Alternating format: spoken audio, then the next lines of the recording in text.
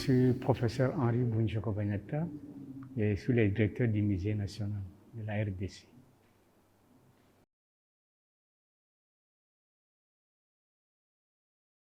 Oui, le musée, c'est une institution qui conserve le patrimoine culturel d'un peuple ou d'un pays et le présente au public pour la recherche, l'éducation. Il y a également la diffusion de la culture et aussi nous avons aussi la délectation, c'est-à-dire qu'il y a des gens qui peuvent venir pour découvrir les musées, puisque le musée est un lieu de découverte également. Alors, il y a des gens qui peuvent venir pour se divertir également au musée.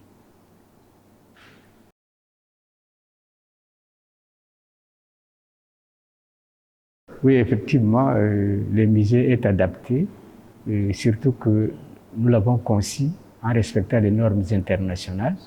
Et ce musée-là respecte à peu près la culture de la RDC, où tout le monde peut se réapproprier de sa culture, de son identité. Qu'est-ce que nous voulons dire par là? Depuis un certain temps, les expositions, les salles d'exposition partout en Afrique, c'était ethnographique. C'est-à-dire que ça respectait les ethnies. Par exemple, chez nous, en RDC, nous avons 450 peuples. Disons, on prenant les objets des Tchokwe, des Luba, des Lunda, mais nous avons trouvé que cet aspect-là ne permettait pas aux Congolais de découvrir d'abord leur patrimoine, de découvrir aussi la fonction des objets, et en plus de cela, de ne pas s'approprier également de leur culture. Et nous avons essayé d'adapter ou de décoloniser, disons, ces expositions en optant vers des expositions thématiques. Et nous avons par un thème général, pour ces musées ici, de vivre ensemble pour la cohésion nationale. Mais à ce moment-là, les objets que nous devons exposer doivent répondre d'abord à ce thème-là et à des sous-thèmes. Et comme nous avons montré d'abord notre histoire, en partant de la préhistoire, de la création des États, royaumes et empires, des activités de la vie quotidienne, les expressions de la vie et jusqu'aux instruments de musique et la communication. À ce moment-là, quand on observe tous ces objets-là, on trouve que les objets ont rempli à peu près cette fonction.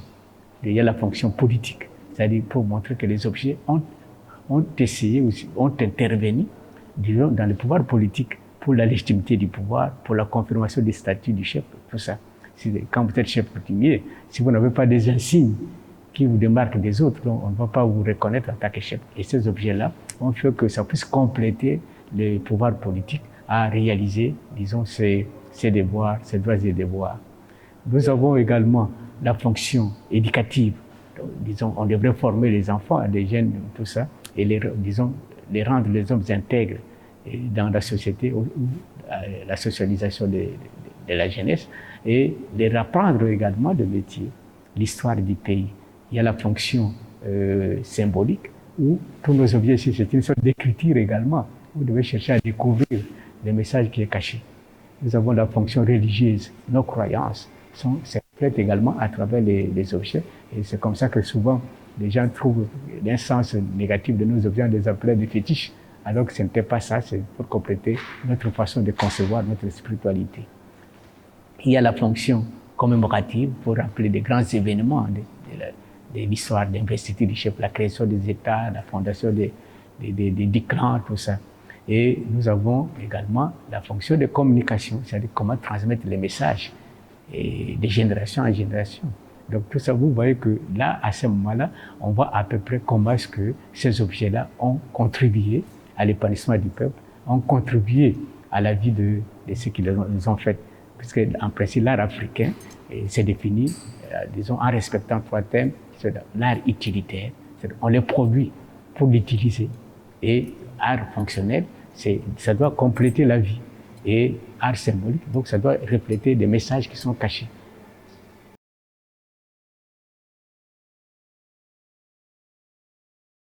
Oui, disons, pour nous, la colonisation, c'est quoi?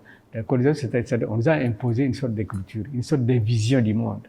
Et quand on parle que le musée est colonisé, c'est-à-dire que le musée a une vision étrangère par rapport à notre propre vision à nous.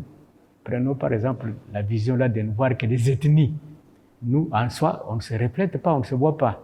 Au contraire, ça devient conflictuel, puisque les gens qui ne se voient pas, qui ne se retrouvent pas dans les vitrines, ne peuvent pas visiter les musées. Mais quand la décolonisation, c'est qu'on rend aux objets leur propre histoire, on restitue ces objets-là par rapport à leur fonction. Par exemple, chaque peuple a connu le pouvoir politique, chaque peuple a connu les initiations. Maintenant, à ce moment-là, on comprend facilement qu'on est sur soi-même. On retrouve ses propres racines et on peut se rapproprier de ses propres racines pour voir comment on peut aller vers l'innovation.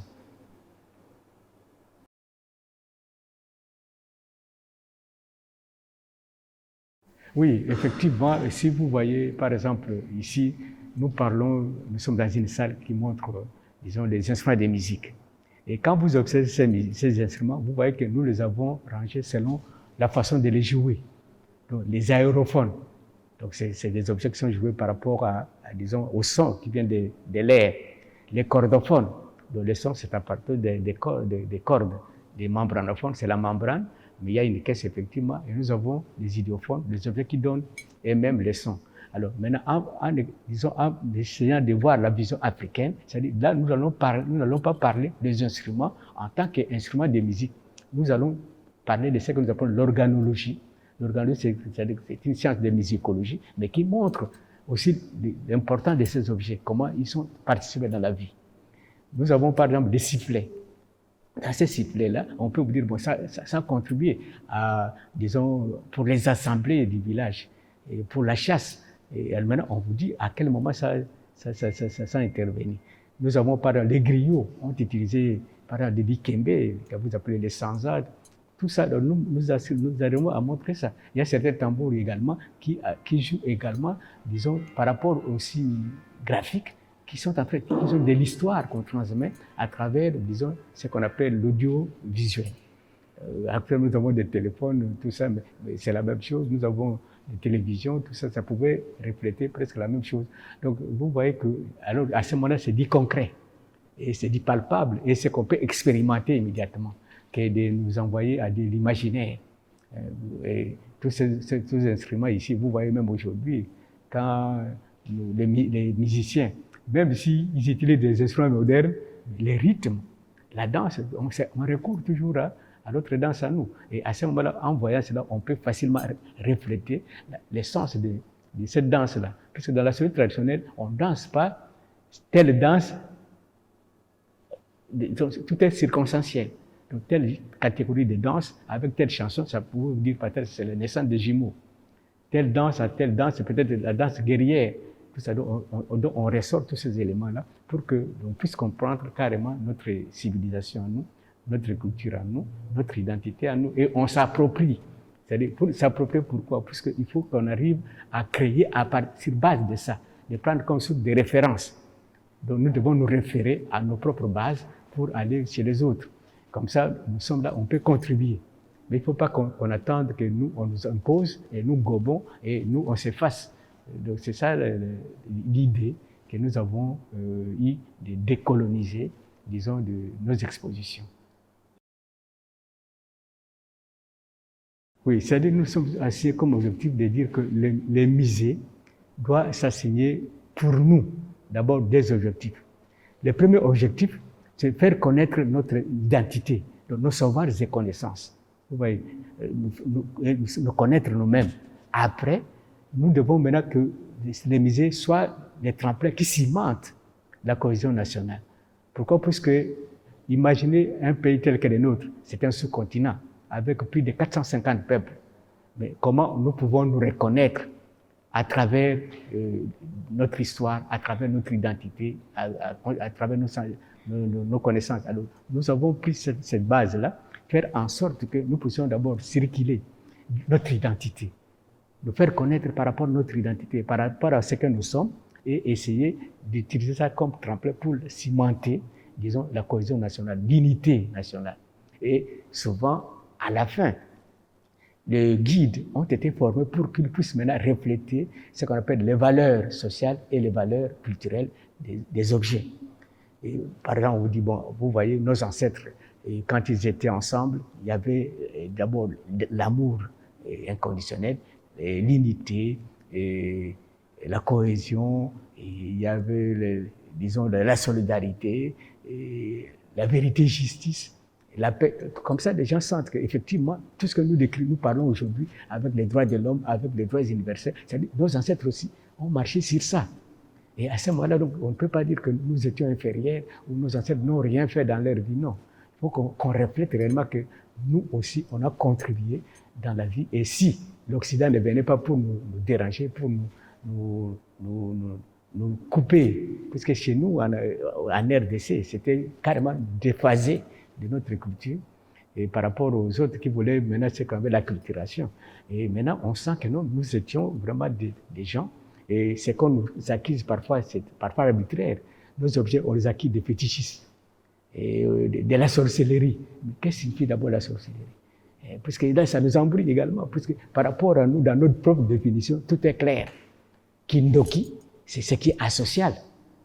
Et nous savons que bon l'amour, les biens, nous, pour nos ancêtres, il y a les biens et les mal. Et on sait que tout ce qui est mal n'est pas admissible. Ce qui est bon est admissible. Et tout ça, mais on nous embrouille avec des termes. Et même, par exemple, quand vous prenez nos objets, par rapport à ces objets-là, d'une manière générale, on les a vus de façon négative, de dire non, c'est du fétichisme. Mais qu'est-ce que des spatules qui aident les mamans à préparer le foufou, a des fétichismes dedans? Un couteau qui vous sert à dépiécer, est-ce qu'il y a... Mais non.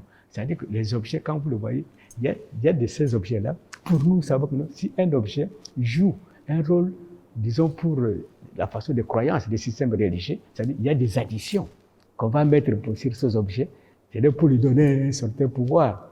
Comme il y a des réceptacles. Nous-mêmes, nous savons que non, cet objet-là, lui, c'était peut-être pour se protéger, et celui-là, c'est peut-être pour la chasse. Nous, on savait dire des choses, des chats parlèrent, non. Mais ce qu'on a dit, on a donné une idée de commencer à nous remettre en cause alors que nous vivons.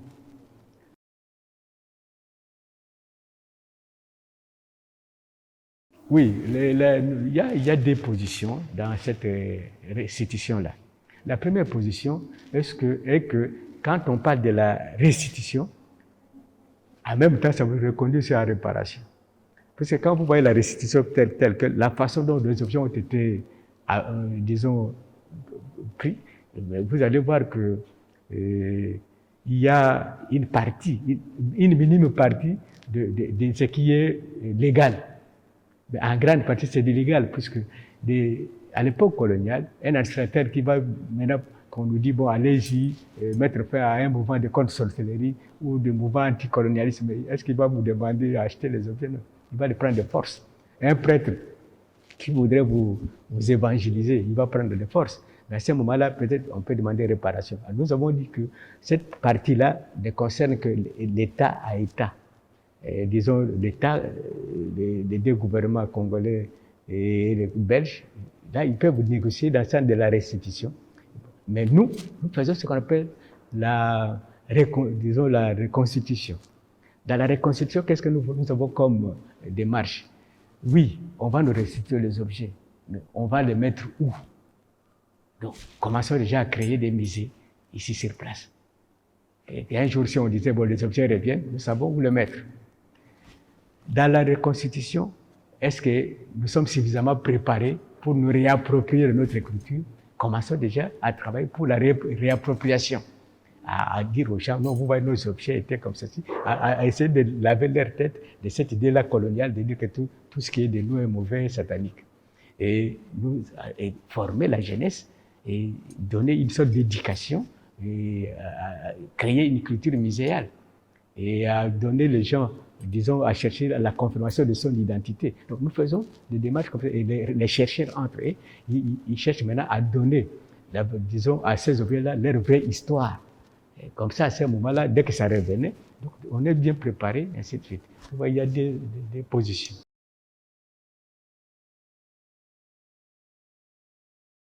Non, vous savez que ça, ce ne sont que des jets de mots.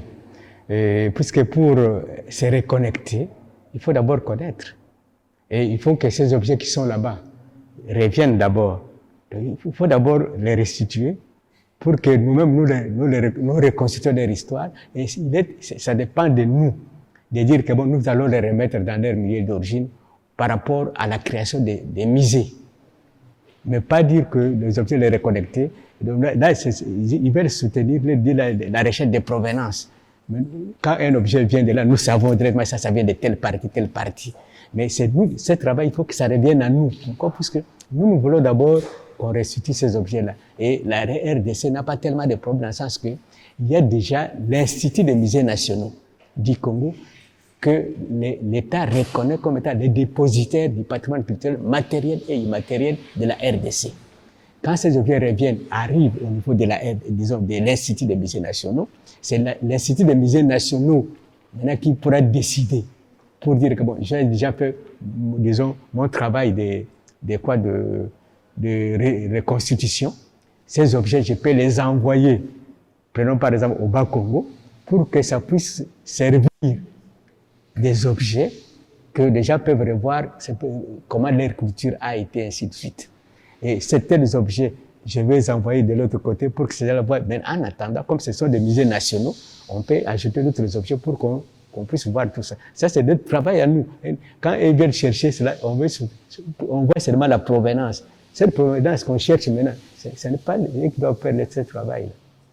Vous savez, puisque, disons, tous ces objets tels que vous le voyez, nous connaissons que ça c'est Kuba, ça c'est Tchoko, nous le savons.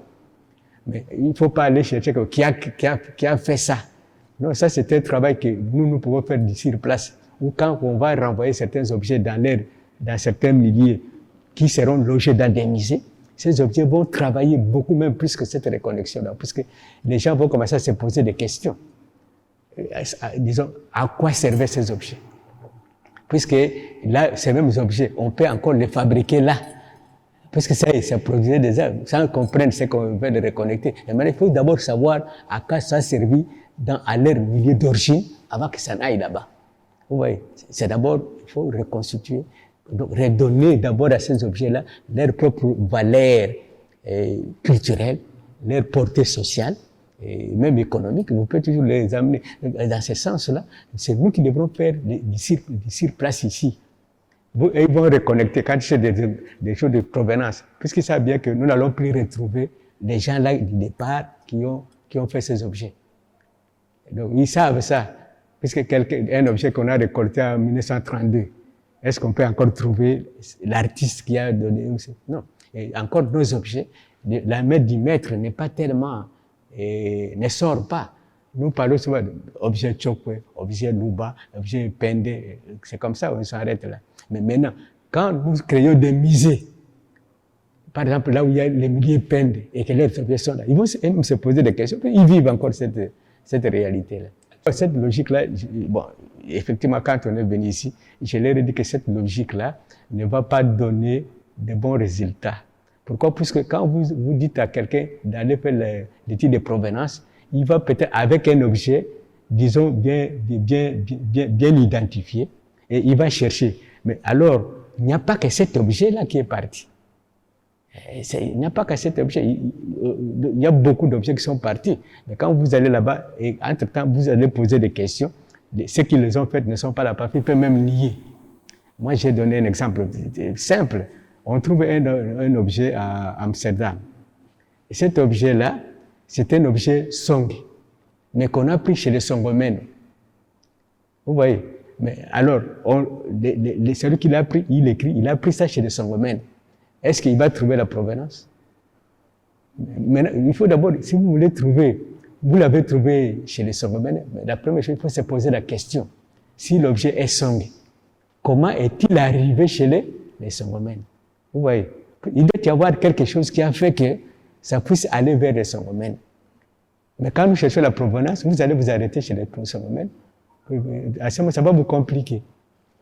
Vous allez les mettre dans quel style? Ça veut dire qu'il y a toujours, bon, ce sont des démarches qu'on fait, mais ces démarches-là vous arrêtent quelque part. Même ces jeunes, quand ils sont partis, ils ont des difficultés sur le terrain. Parfois, les gens nient carrément que ça ne leur appartient pas, parce que ces gens-là n'ont pas vu. On avait déjà dérobé l'objet quand ils sont nés, avant qu'ils ne naissent. Mais maintenant, quand on remet l'objet, ils ne connaissent pas. Ils vont dire quoi? Moi-même, avec un objet de provenance, là, je leur dis non, moi, il ne faut pas me parler de provenance. Moi, je parle Moi, j'ai une option à moi. Et mon option, c'est quoi? C'est de chercher le message qui est caché et pour voir la vraie fonction, la vraie réalité de l'objet. Je prends un objet, vous voyez l'objet qui est ici. Quand je suis allé sur le terrain, j'ai trouvé que cet objet est parti de tel village. Mais maintenant, comme on avait vendu à un blanc, des messieurs là, on a tué 3 personnes de sa famille. Allez, maintenant, quand nous allons encore ressusciter ces mêmes problèmes, est-ce que vous allez réparer? Puisque vous allez encore susciter d'autres problèmes et qui vont peut-être vous amener encore à d'autres conflits, je ne sais pas. Donc, ce n'est qu'un concept de chercheur, mais la réalité, ce que nous voulons, c'est que ces objets-là, nous puissions leur redonner leur vraie histoire. Que ça soit là, que ça soit ici, mais qu'on connaisse, qu'on dise la vraie vérité de ces objets-là. Les objets qu'on cherche la provenance, ce sont des objets qu'ils trouvent que c'est conflictuel, n'est-ce pas? Mais alors les autres là, qu'ils ont achetés, est-ce qu'ils ont la vraie provenance de tous ces objets? Parce que parfois ils les ont achetés ici à Kinshasa, ou ils les ont achetés de quelqu'un qui est aussi un collectionneur, qui était même en Europe. Alors maintenant vous allez chercher la provenance là en Europe aussi. Mais le grand problème qui se pose, c'est quoi? C'est d'abord dans ces problèmes-là de la restitution, qu'on nous donne d'abord des propriétés juridiques de ces objets. Qu'on reconnaisse que ce sont des objets qui appartiennent d'abord, par exemple, à la RDC. À ce moment-là, même si ça reste pendant 100 ans, nos enfants vont revendiquer puisque le droit est là, les propriétés juridiques est là. Mais quand on va jouer avec la provenance, tout ça, mais la provenance va toujours aller, va s'arrêter seulement à la recherche et ça ne va pas aller au-delà de ce que nous voulons de la restitution. C'est une façon aussi d'occulter la réparation. La RDC cherchait d'abord à créer un comité chargé de réappartement des objets. Vous voyez, mais ce comité est là. Et dans ce comité, il y a des sous-commissions. Il y a 3 sous-commissions. Il y a la commission juridique, la commission d'identification et la commission de réappropriation. Et tous ces sous-commissions-là sont en train d'étudier tous ces éléments-là, tout ce que vous parlez là. Donc, leurs questions, leurs études sont en train de voir tous ces éléments-là pour voir comment on peut arriver à un moment donné, on dit, bon, pour le moment, ramenons nos objets. Puisqu'il faut il y a du travail à faire sur place, ici, en a du travail à faire à l'extérieur, et maintenant, donner un travail à l'État également pour revendiquer.